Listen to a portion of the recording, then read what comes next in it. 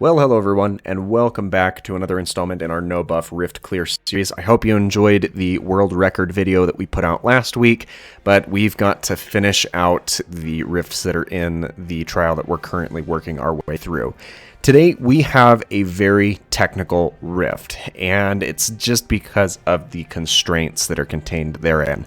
Today we are looking at the level 34 Solo Sibling Rivalry Rift, and that involves Gamora being the only playable character, and you are confronting Nebula and a whole slew of Kree soldiers. It's basically the opening introductory boss fight, but with only one character as opposed to having a team of 4.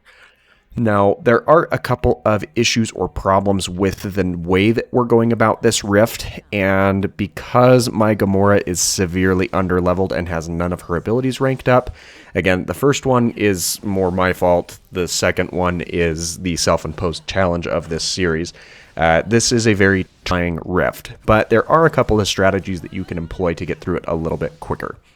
So first off, we need to be mindful of the damage cap, because we can only take 10,000 damage as a maximum over the course of this entire fight. And you will see me periodically pause the fight and showcase the menu where you can check and see how you're doing on that progress. Basically, you pause the fight itself and then press Y, and it'll show you the attributes or the challenges to the trial itself. And I'm referencing to that pretty consistently to make sure that I am underneath that damage threshold, and particularly anytime I take a very nasty hit from Nebula.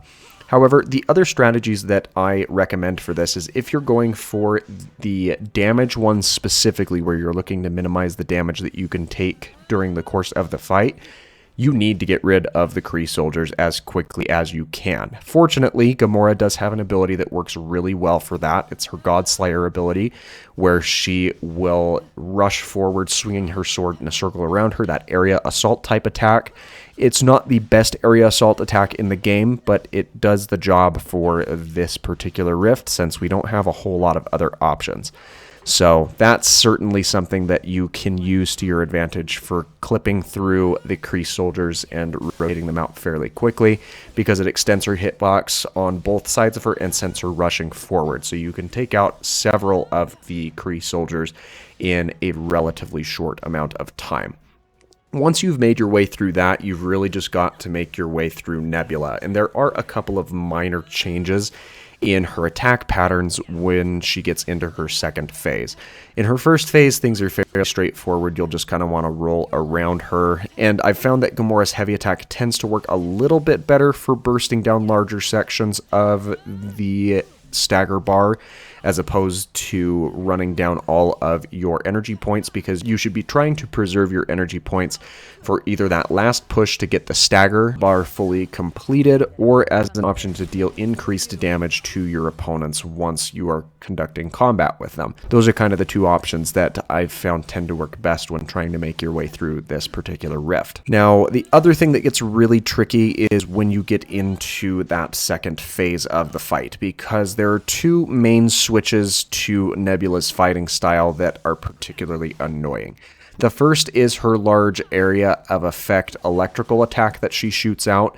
You can take advantage of attacking into her during that time frame, as long as you can get out of the area of effect before it detonates, because she is a lot more vulnerable while she's charging up that ability, and you can get increased stagger damage dealt to the character during those intervals.